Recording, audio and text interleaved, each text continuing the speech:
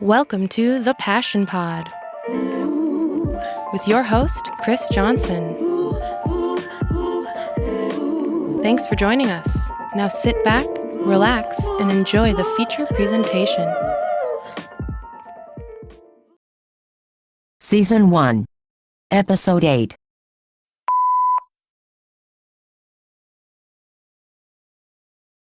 Welcome back, friends. Today we have a true performer on our hands. A major advocate of cultural diversity in Eau Claire, an extremely talented musician who is well-versed in creating all things fun. She'll tell it like it is and put people in their place, all while infecting everyone with her relentless positivity and unwavering smile. Welcome, the super nice Korean lady from next door, Brooke Newmaster. Thank you, Chris. Thank you for asking me to be on your podcast. I'm so excited to have you here. You're one of the more interesting people that I've ever met in my life. So your business is directly next door to mine, and I had talked to the landlord who owns, both buildings. And when it was empty, I'm like, yeah, I want that space because it's bigger. Like, you got to make sure you contact me. And they didn't, which, whatever, it's fine. They didn't. And then all of a sudden I'm seeing stuff in the windows and I'm like, what is this thing? And then I met you and I asked you about it and I'm still like, what is this thing? So start off, can you tell our friends who you are, what you do, basically, I guess, because you do a lot of stuff? It's definitely broad, what I do. So my name is Brooke Newmaster. My pronouns are she, her, hers, and I teach and perform Korean traditional dance and drum. I grew up learning Korean traditional arts as a way to stay connected to my cultural heritage. I continued to learn and study it through my entire life, since I was 6 years old. And I was fortunate enough to be able to go back to Korea when I was 12. And throughout my teens and my 20s, my 30s, I just continued to try to go back to Korea as often as possible and study with different artists. Every time I learned something new, I would practice it, and then I would bring it back to Minnesota, and I would teach it to my students. Most of my students at that time were also people who were adopted from Korea when they were children, so babies or toddlers. Yes, it's very important for Korean adopted people to be able to learn about Korean culture at a very young age, so we can really feel connected to our ancestry and our place of birth. You can imagine that growing up in a white dominant culture, you are very different than the community around you. And it really is so important to have other people who look like you, who share the same background. And through art and language and culture, you can feel connected to the place that you were born. Just feel that profound connectivity through art and culture. I feel like that must have been really difficult for you to even have access to. How many, you're doing Korean drum since you were young, but who the hell do you, it's not like you Googled Korean drum and there was 30 studios to choose from. They didn't offer it in school.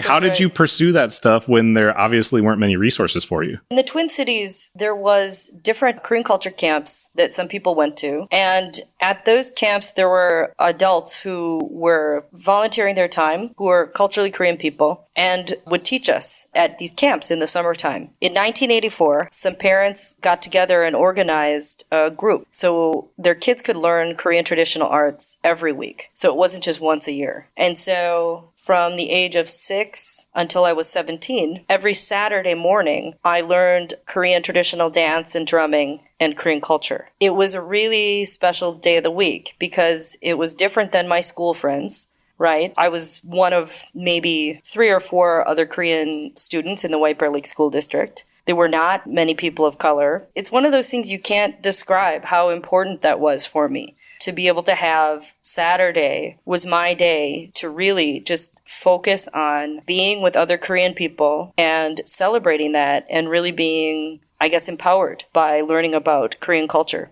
So how do people follow you, contact you, get involved in your crazy world? They can check out the website. It will be 515 Wisconsin Street. So you have a studio next door to my shop. When you opened, I was extremely confused. Like I kind of mentioned, I just didn't really understand what it was and if there was really a clientele for any of that in Eau Claire when I just saw like, this is me being a random white dude that studies some Japanese, but I'm like, dude, there's some kind of Asian artwork and something in this space, but I don't really know what it is. And then one of the first times I talked to you, this was a memory that stuck out to me because I feel like it just represented who you are in my mind anyways, is you're like, hey, so I live in the apartment above your parking lot. Can I build a bamboo slide? And I was like, well, that's right. Huh?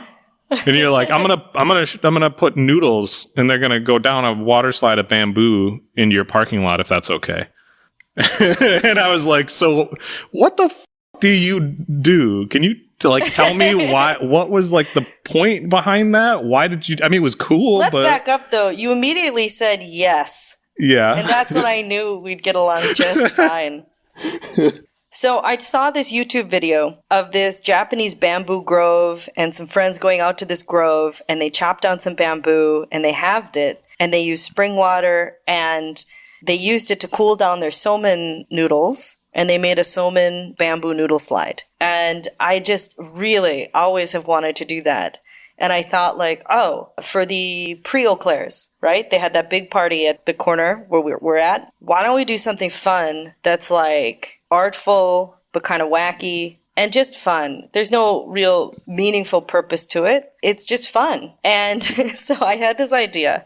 Well, it's in a parking lot. I could build this tower that goes up, like 20, 25 feet? Yeah, I mean, up to the second story of what was already like kind of a split level thing. So it's definitely tall. Yeah. So like I'll get some PVC and then I'll anchor it with like metal anchors and then I'll pour cement in it as a really good foundation. And then there'll be other PVC that will come out and it will spiral around. And then out of those, you have this half bamboo. And I'll send down noodles and everybody will be forced to learn how to use chopsticks because I'm not going to provide forks. So let's just get on board with always using chopsticks. Yeah, that the whole thing is just for fun and to make this, interesting kind of living art piece, to have something fun for community to participate in. I asked my brother, he composes music, and I asked him to help me put together a fanfare for the bamboo noodle slide. And so probably in about 2 hours, I provided the Korean drumming rhythm and kind of told him like what I wanted the feeling of.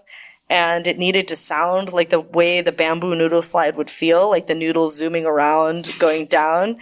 And then also, it should sound like when Super Mario Brothers, when he jumps onto the flagpole. I wanted it to feel like that kind of victory. So I was one of those people that caught noodles at the bottom of the slide. Did you use chopsticks? Yeah, come on. Yeah. I studied Japanese for 4.5 years. I'm a little bit more knowledgeable about how to use chopsticks. Well, I don't expect everyone to use it. But. So what I really liked about that, though, is you did something that didn't really have a real purpose beyond this is fun. This is going to grab some people's attention in a really cool way. And they're going to ask, what the hell is this about? And then you're handing out like Korean ice creams and stuff. You know what I mean? Like you're just doing different things that bring interest in a really cool way. And I think those are the most effective ways to do it. Because when you get political and you want to sit there and have a discussion about how we need to be more, accepting and promoting of whatever. Most of us agree. Most of us regularly, like somewhat liberal people agree, but that's not going to grab people's attention and make people want to get involved. It sucks, but that's just not how it works. You want to get things that like bring excitement, you know what I mean? Because then people are now more interested than they probably were before. And the bamboo slide made people interested in what you were doing. That was a way to get more people to go, what the hell who is Brooke? What is she doing? And it brought more attention to what you are doing so you could show them the Korean drum, and different that's an things. Interesting way of looking at it. I didn't really think of it like that. So you're a professional bamboo slide maker, but what would you consider your profession? Like if somebody asked you profession, do you have a profession specifically? Well, I teach Korean traditional dance and drumming, and then I develop collaborations and different pieces that I can perform throughout the United States or tour. Right. So, yeah, it is very niche. The cities with a larger Korean population certainly are doing this in a bigger way, right? Chicago, San Francisco, Los Angeles, New York. But the great thing is that, Chicago is very nearby, and I have a good relationship with one of the main performing groups there. So we can do collaboration performances and things like that. The one thing that other Korean traditional groups in the United States haven't had like a huge following. They have some following, but they haven't had a lot of non-Korean people be very interested in the Korean traditional arts. Now, it's not because Korean traditional arts isn't interesting, but it is very culturally specific. And the way that you learn Korean, let's say, for example, Korean traditional changu drumming. It's the drum that's an hourglass shape, and it has a low sound on the left side and a high pitch sound on the right side. To learn the changu drum, it takes a long time. I would argue maybe 3 to 6 months before you sound nice on the changu drum, and maybe a couple years before you actually sound really good. But the way of learning it is not like, I guess, going to the gym and learning how to swim or learning how to do gymnastics. It's an art that is handed down from generation to generation through master to student. And so it is important that these cultural intangible treasures are passed down from teacher to student. Yeah, that they're not lost in like the, yes, whatever, the traffic of the world with how things just want to keep evolving. Yes, and it to be the feel and the sound needs to be about community and making those sounds together and being patient with that evolution of learning. Can you fill me in a little bit on the origins of your music career as far as like when was the first time that you gave like a performance versus like when was the most recent one you did? Well, the first performances, of course, the kind of like children's group, you always have your student recitals. Okay. And then let's say as I do people went into play college, in a group like typically like for that when you're young? Do you play with other people or is it like a piano thing where like one person plays? No, it's definitely group dances and group drumming together. You could have a solo within a piece. I should mention that within some of the Korean traditional arts, a lot of the time when we have a drum dance, the drumming and the dance is not separate. It's like so intertwined that it's one thing. And then there are some times that we have sitting drum pieces that we sit and play the percussion performance. So it just depends on what pieces we're doing. We've always done different cultural festivals throughout Minnesota. I really enjoy going to more rural communities. The Korean samulnori is 4 different instruments, 4 different percussion instruments being played. And that really celebrates the harvest season. And it comes from a farming community. So it really is connected with the people that grow our food and provide us with life. When you hear a certain kind of traditional drumming, I think for non-Korean people, you won't really hear that or understand that at first. But if you can hear it longer and you can see how like those instruments would have been used out in the rural communities. I always tell my younger students, they didn't have iPods way back then. They didn't just have their own personal playlist. They were community based, and the times that they got to hear music were when 2 villages would come together and show their different music to each other. In the different regions of Korea, you would have a very different feeling from the northern part to the mid part to the southern part. And I liken it to the different jazz styles across the United States. You have like East Coast jazz, West Coast swing. You have Kansas City jazz. There's just very distinctive sounds that developed out of these different regions. We would perform at these different cultural festivals. And then throughout my teens, my group would travel back to Korea and we'd perform at different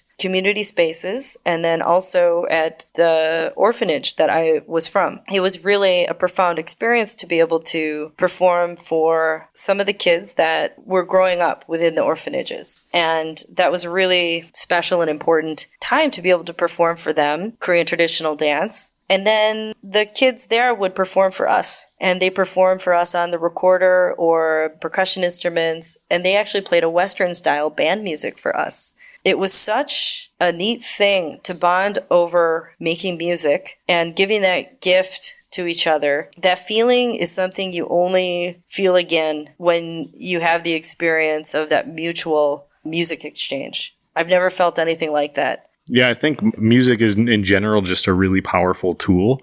It brings people together beyond language barriers or beyond, financial status or ethnicity or anything. People can bond over music. And that's a really cool thing where you can have, adults and small children coming together and enjoying each other's company and whatever, doing something cool like that.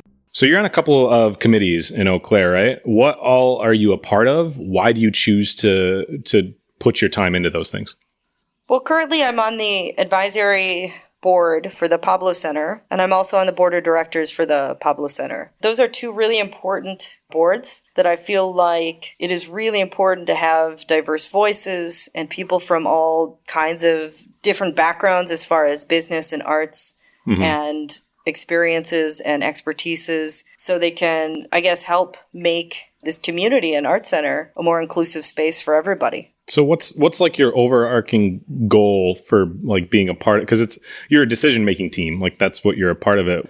What is the end goal, I guess, of doing that? What are some of your hopes, in a few years to be able to accomplish by being a part of it? Well, for myself, I hope that I can be an advocate for other local artists and for other artists that maybe don't have a strong voice in the community. And I think that everybody working at the Pablo Center would love to know more about, I guess, different specialty artists and people in the community that they might not have heard of. Right. So it's really important to have like a wide variety of people who can let other people know what's going on in the community. And then together we have this really wide net that is spread all over. And so everybody in the community can utilize and participate in the Pablo Center events and even get to show their own work there. I think that would be just incredible. And then I also hope that, currently the Pablo Center offers a really wide range of different music and dance and guest speakers. Similar to the community-wide network, I think just having people who are connected out to people in different cities in the United States and then different cities throughout the world,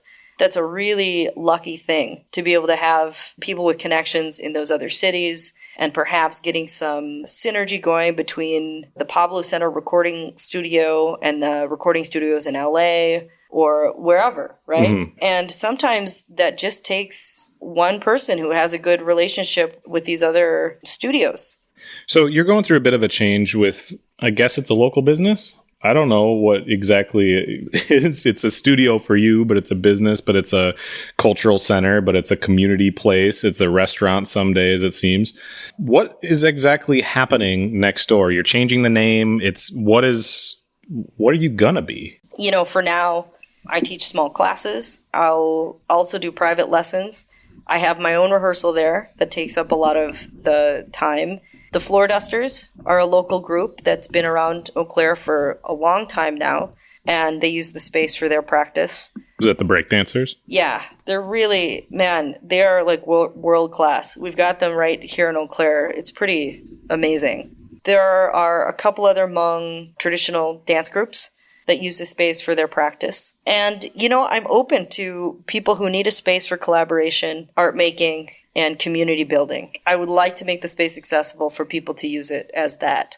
I think starting up soon, we'll have a choir starting in the studio. My hope is that choir can outgrow the space where we're going to need a bigger space. But let's just start small. It will be a social justice-minded choir and music performance group. So you live a very unique life. Who do you look up to as like role models for inspiration? Well, certainly my Korean traditional teachers in Korea. And then I have a friend in Chicago who is doing Korean traditional arts that I really look up to. I would say my older brother, he's a composer. I admire that he's gone after his dream to be a working composer in Los Angeles. There's no one person that I try to emulate. I can tell though, as far as you like being my neighbor, like I might be gone for weeks at a time or else I'm, in and out of town. But I really like to be able to do my craft, do what I do. I like to do collaborative projects. And that might take me to a different city for 3-4 weeks. Right. You know what I mean? To work on that project.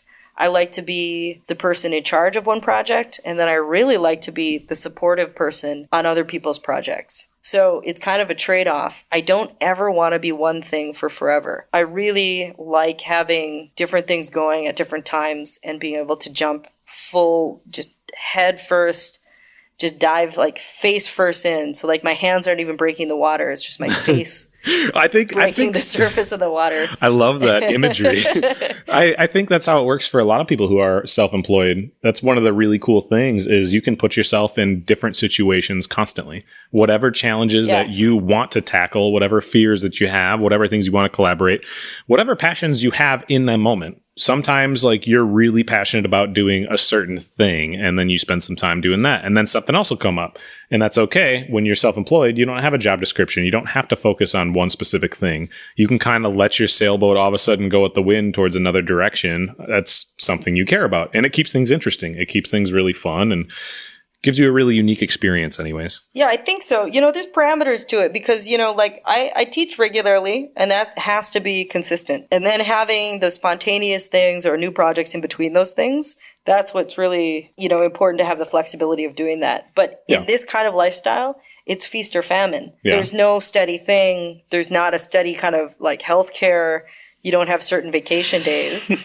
You need to work. And a big part of that is being innovative in not only having like a regular gig. And by the way, I have picked up plenty of part-time work to subsidize in between when I have a grant or a commission project. Sometimes I'll get a commission and it'll be great. And so you are just working and working to get that done. And then that's over. And so you don't have anything lined up, but you have your regular student base that you're teaching. You have other performances that you can do to, pay the rent. But you have to be thinking 6 months to 3 years out in your life in order to keep that kind of lifestyle going. You know what I mean? Yeah, you in general just have to be very good with money and very good with planning. So that way you don't put yourself in a very uncomfortable position where you're spending resources that you needed to use for something else. Or you're spending your time on, working at a part-time job when you have a commitment that you needed to make. Like you just have to be good at planning for those things to work out. Because you're very right. I mean,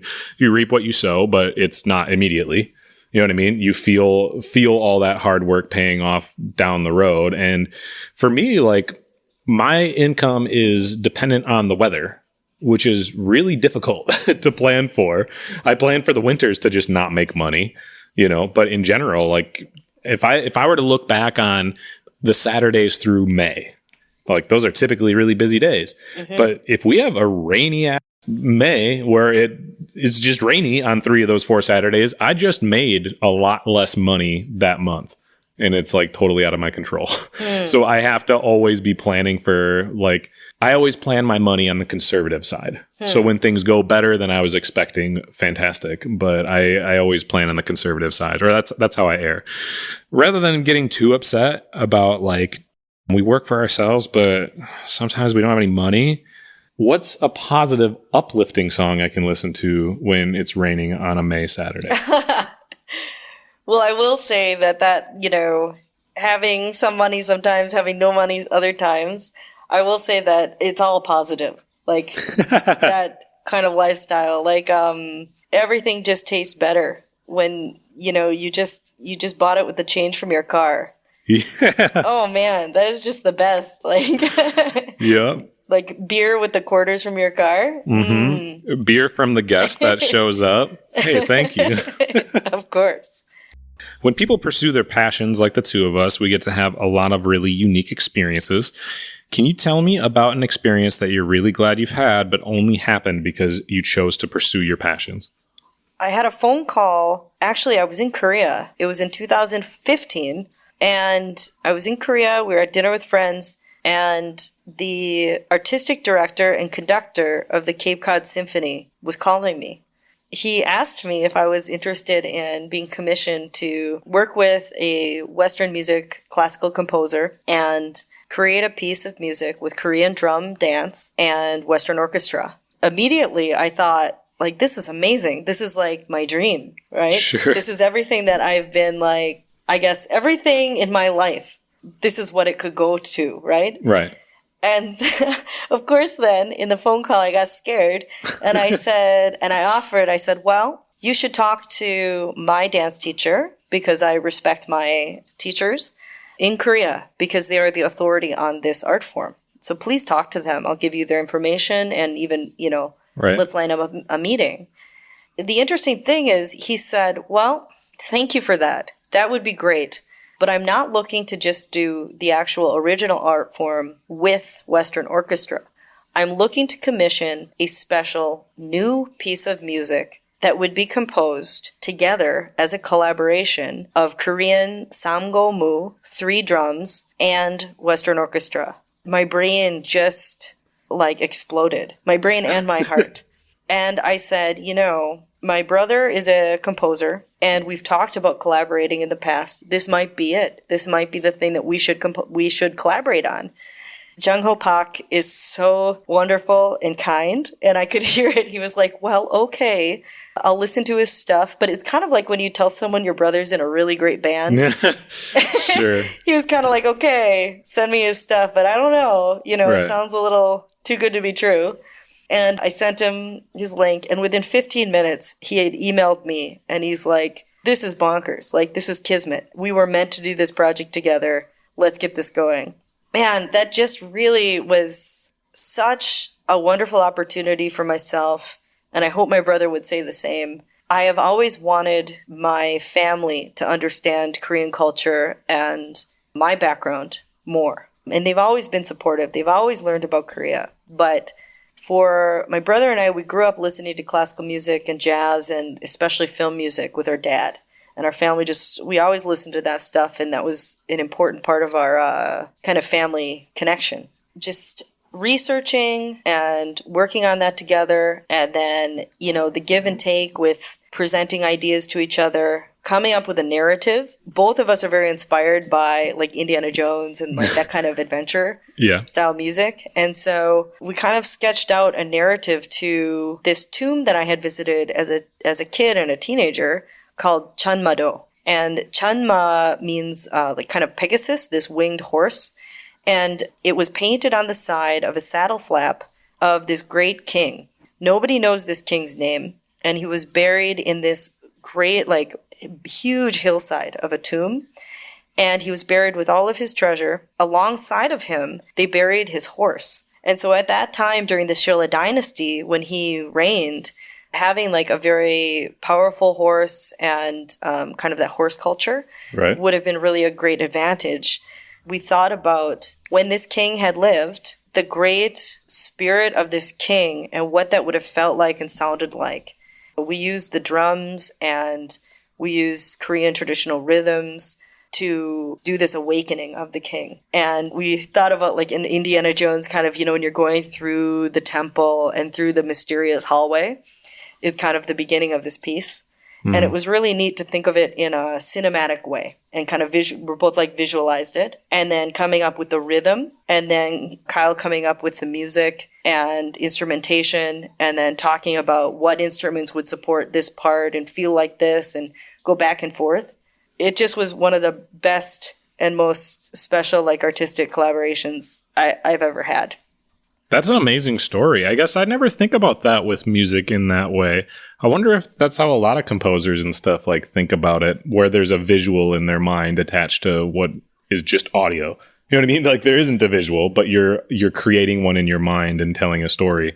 That's really cool. I guess that's a perspective that I've never really considered. I don't paint a picture when I listen to music. If I listen to I don't know. I mean, sometimes you see a music video and you're like, oh, okay. But in general, when I listen to a music, I don't have a visual in my mind attached to the music. That's interesting because ever since I was little, I always saw different colors or shapes and then different stories happening with the music. It's hard for me to listen to music and not see something. Yeah, I don't see anything. Totally different. Well, interesting. Mine's nowhere near as significant as that, but it's significant to me. So I'll give an experience too. So I will say that sometimes music is just music to me. Sometimes things don't come, but yeah. So here's mine. It may be hard for some people to believe, but I used to be really uncomfortable with public speaking. I didn't like doing speeches when I was in high school and college. I desperately avoided it. I'm I'll do interpersonal communications instead of public speaking because I don't want to do that stuff. Well, when I opened my shop, it kind of the responsibility basically just got put on me of, I guess I'm the one doing the skateboard contest that we do every year now because I'm the shop. And so I threw the first contest, and I'm looking around. I'm like, well, who's going to announce? Like, who's going to be on the mic? I'm really particular about how my business is represented, especially at the beginning when things are really fragile. And it just kind of clicked with me, like, that nobody else can do this. Like, I have to be the one to be on the microphone. I'm the one throwing this event. I have to be on the mic. So I did. And it was really uncomfortable. I sat down and I'm like, hi, my name, I passion board shop, but I actually settled in super, super quick. It was no big deal because I was talking about a subject that I was knowledgeable about and I had so much fun. Like really quickly I'm announcing the contest and I'm like, oh, and this kid does whatever trick, like naming it off, but just making jokes and having a great time. And it's cool for me that I was kind of forced into that situation and it opened up this whole new thing for me. And I did contest after contest, probably 5 or more events each year in the last 5.5 years. And here we are, and I'm doing a podcast where I'm comfortable just talking on a mic and having however many, hopefully eventually a lot of people listening to me speak for an hour and then another hour and then another hour. But it was cool that I had that experience with people that I knew I was going to be comfortable around. It was my community that I was around. People were, even if I stumbled over everything that I said, they liked my shop. That's why they were there. They were going to be supportive of me. And that helped me gain a whole new skill set and open up my mind to all the possibilities of different things that I can be doing. And that wouldn't have happened if I was in a regular career. I would have never been put in a position like that. And I would have never then thought about doing a podcast all these years later. Right. It's cool how those opportunities just kind of present themselves. Yeah, that's beautiful. Like you said, you never would have just done that to be hired to be an MC for some show or for some game, but it was so important to you. It absolutely was the thing that you know about, the thing that you can talk about and connect it with the people who also love it. You're a great connector that way in bridging that. Well, that's a lot in general about building a community-based business is networking with people, and not for financial gain, but just building communities. That's how local businesses in general thrive, I think, is because they build a community behind their business. So speaking of that, your business is obviously extremely community-driven because you don't really sell products, you sell a service and experience to people. What's really the future? What is coming up for you? What can I expect? What can any people in Eau Claire or all of your followers anywhere in the world for that matter, what can people expect from you? I think in 2020, I think people can expect that there'll be more ongoing classes that are open for all, of course, but it won't just be Korean traditional drumming and dance. I'd like to offer a broad variety of cultural experiences for people to have. So they can expect more classes, more workshops, and more guest artists who will be coming throughout the spring and the summertime. And then what I really hope is to be able to develop those different collaborations with different artists in town. I think like yourself doing these different podcasts with community members and learning about their passions. It's very inspiring that you're doing this because I think that in the same way we can be doing this intentionally with people from different cultural backgrounds and then the organic thing will flow, right? Yeah, absolutely. Just be proactive in it and then the organic thing will flow. And so I'm really looking forward to that. And then also some more opportunities for people who want to learn about how to be better social justice advocates and allies to the BIPOC community. I really think that we are stronger together, of course. So let's learn from each other, have discussion in a safe context, and really support and stand in solidarity with each other through these times. So that's what you can expect at 515 Wisconsin Street starting in 2020. You didn't include the Korean barbecue. I really hope you're not giving up on making me tasty food and bringing it over. Korean barbecue just happens. So that's just a part of life. I think a hot pot just happens. Spontaneous ramen parties need to happen. I'm chatting with some pho aficionados in town to do a pho throwdown this summer. Oh, and so I think that a Pan-Asian festival with different food and arts would just be killer. And we can do this, and it should culminate with a pho throwdown. That's awesome. What I was thinking, which is maybe a little more brutal, maybe that's just, I don't want to be the sucker for pain so somebody else can do it. I just want to watch them sweat. But you know how there's that hot wings challenge thing Yes. where they like interview people as they eat these super hot wings? You are a fan of really spicy foods. I would love to see you line up all these different various spicy foods and have people go down the line trying all of them. Okay, I think that is a great idea. We could do a Pan-Asian flight of Korean spicy, Thai spicy, and Indian spicy. And let's travel throughout the Silk Road and see which spice reigns supreme. That sounds exactly like Brooke to me. So I like to end the episodes with a piece of advice from each of us. People aren't necessarily going to listen to it. So go into that knowing when you give this advice, don't expect everyone some people will listen to it and go, that was insightful. I'm glad that I heard that. And there's going to be other people who are like, Chris, you don't know anything. Get your head out of your ass. I'm going to skip this part of every single episode. So don't weigh it too heavily. Do you want to give your piece of advice first, or would you like me to start? I would like to listen to your advice, and then I will take your advice and make some new advice. Perfect. So here's my advice for episode 8. Push yourself to try new things. If it scares you, it's probably going to excite you as well. Identify those irrational fears and say, what's the worst that could happen? And then just give it a try. Overcoming those fears will give you a boost of confidence that we could all use more of, except maybe me. And you might even discover a whole new passion.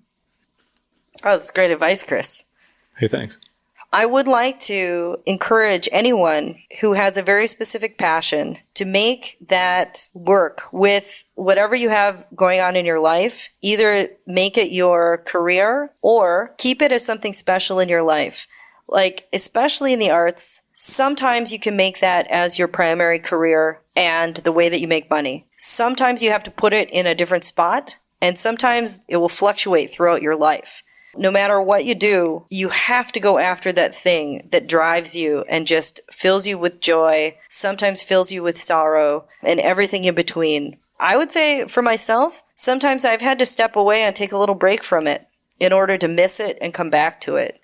I just really want to encourage anyone who has that passion in something in life to just go for it. You're going to have these things that get in the way. You're going to have these doors that are open for you. You have to keep an eye out for when those opportunities are there. Be brave and step through the door and take those opportunities.